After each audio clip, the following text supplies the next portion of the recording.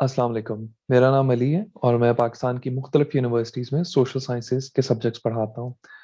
आज हम development studies की थ्योरीज़ की एक सीरीज़ का आगाज़ करने जा रहे हैं, जिसके अंदर सबसे पहली थ्योरी जो कि मॉडर्नाइज़ेशन थ्योरी है, उससे आगाज़ करेंगे। तो आइए चलते हैं और अपने लेसन का आगाज़ करते हैं। डेवलपमेंट स्टडीज़ की कुछ बुनियादी थ्योरीज़ हैं, जिसके अंदर से मॉडर्नाइज़ेशन थ्योरी सबसे बुनियादी थ्योरी है, जिसको जो भी डेवलपमेंट स्टडीज़ का सब्जेक्ट पढ़े, उसको ये सुननी और समझनी पड़ती है कि व्हाट इज़ मॉडर्नाइज़ेशन थ्योरी। उसके बाद हमारे पास डिपेंडेंसी थ्योरी है, वर्ल्ड सिस्टम्स थ्योरी है, स्ट्रक्चरलिज्म है, पोस्ट डेवलपमेंट थ्योरी है, सस्टेनेबल डेवलपमेंट है और ह्यूमन डेवलपमेंट थ्योरी है। हम अपना आगाज़ और ये लेक्चर जो है वो पर्टिकुलरली फोकस करेगा मॉडर्नाइजेशन थ्योरी पे, लेकिन आने वाले लेक्चर्स में हम इन बाकी थ्योरीज के ऊपर एक सेपरेट छोटे छोटे लेक्चर्स अरेंज करेंगे। मॉडर्नाइजेशन थ्योरी का जो बुनियादी फोकस और जो बुनियादी इन्हिसार है, that is on cultural, political and economic component. हर माशरे को समझने के लिए कि कोई माशरा तरक्की क्यों नहीं कर रहा, मॉडर्नाइजेशन थ्योरी इस चीज़ को देखती है कि उस माशरे का कल्चर किस तरह का है, सियासत किस तरह की है और माशी तरक्की किन बुनियादों के ऊपर हो रही है।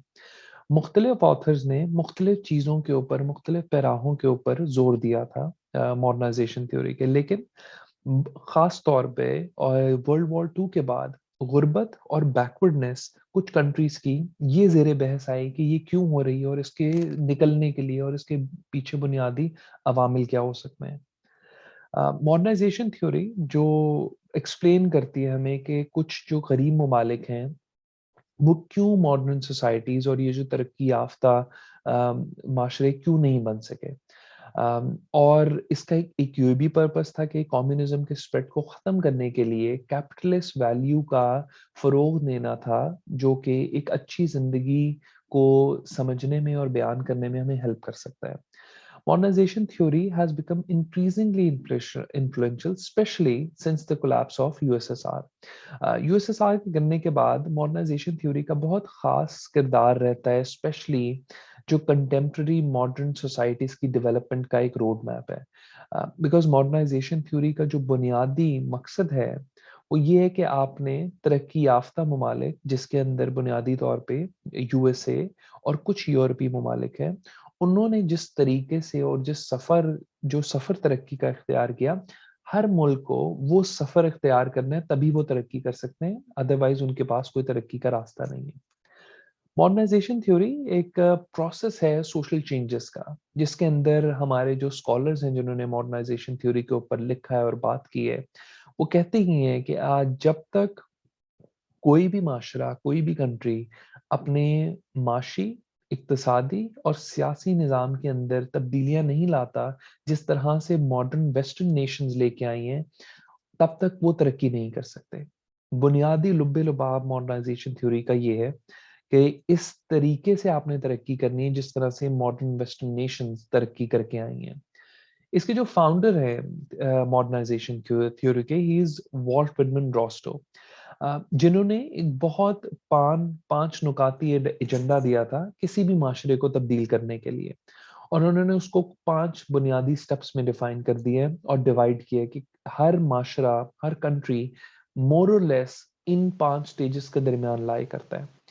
पहली है ट्रेडिशनल सोसाइटीज, हम इसके बारे में पढ़ेंगे भी कि क्या मुराद है रोस्टो का इससे। फिर pre conditions for change, then take off, then fourth one is drive to maturity, and finally mass consumption.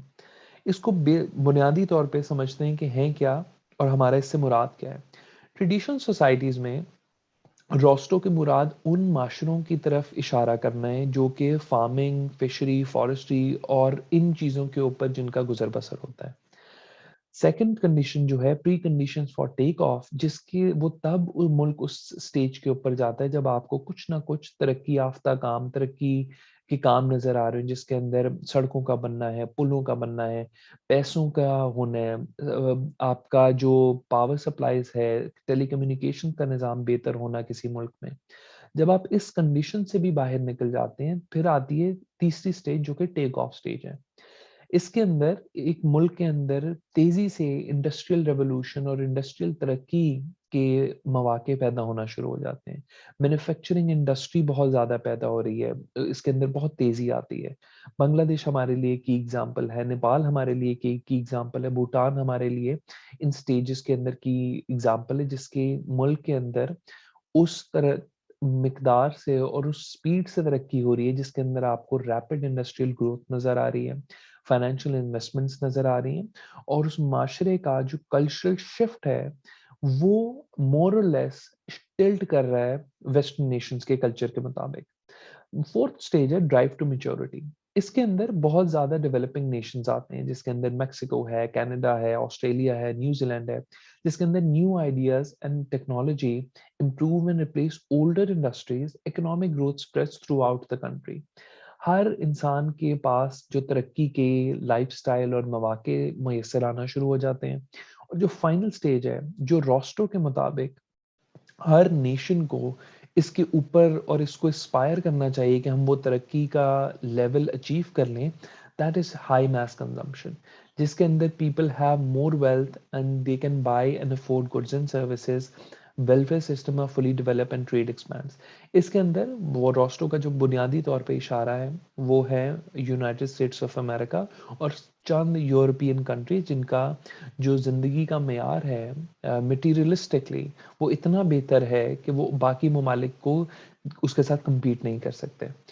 اب روسٹو کے مطابق اگر آپ نے یہ لائف سٹائل اچیو کرنا ہے اور یہ ترقی کا لیول اچیو کرنا ہے، تب آپ کو انہی سٹیپس پہ چلنا پڑے گا جس پہ یہ ممالک چل کے آئے ہیں.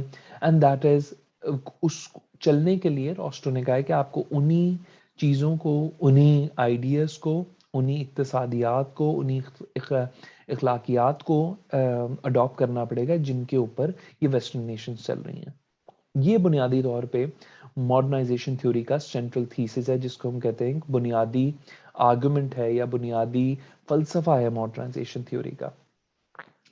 ہمیں ڈیفائن جو کیا ہے، اگر ہم ایک کانٹراسٹ بنانا چاہیں between traditional and modern societies, یہ آپ کو اپنی سلائڈس کے اوپر بھی اسکرین پہ نظر آ رہا ہوگا کہ یہ بنیادی طور پہ مراد ہے روسٹو کی، کہ جب آپ نے ایک ٹریڈیشنل سوسائٹی سے ماڈرن سوسائٹی کی طرف آنے کا جو سفر ہے وہ کس طرح سے ہو سکتا ہے.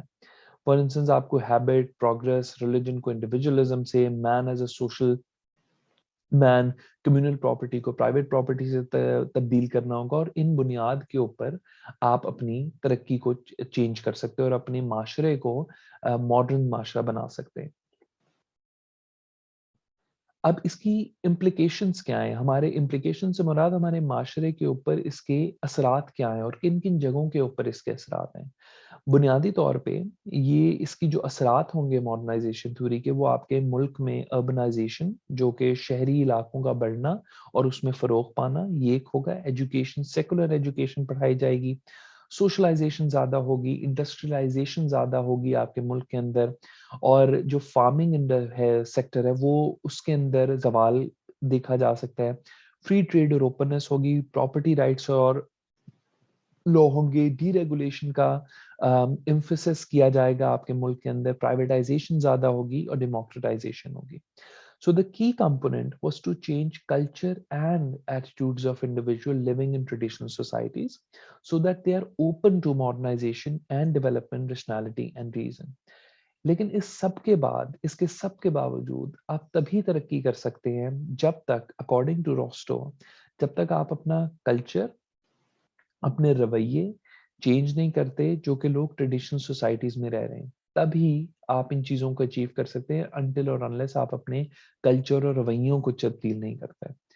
سو this is what modernisation theory is. اور آج ہم نے ایک بہت سرفیس لیول انڈرسٹینڈنگ حاصل کرنے کی کوشش کی ہے کہ ماڈرنائزیشن تھیوری ہے کیا اور کس طرح سے، اور اس کا بنیادی فلسفہ کیا ہے.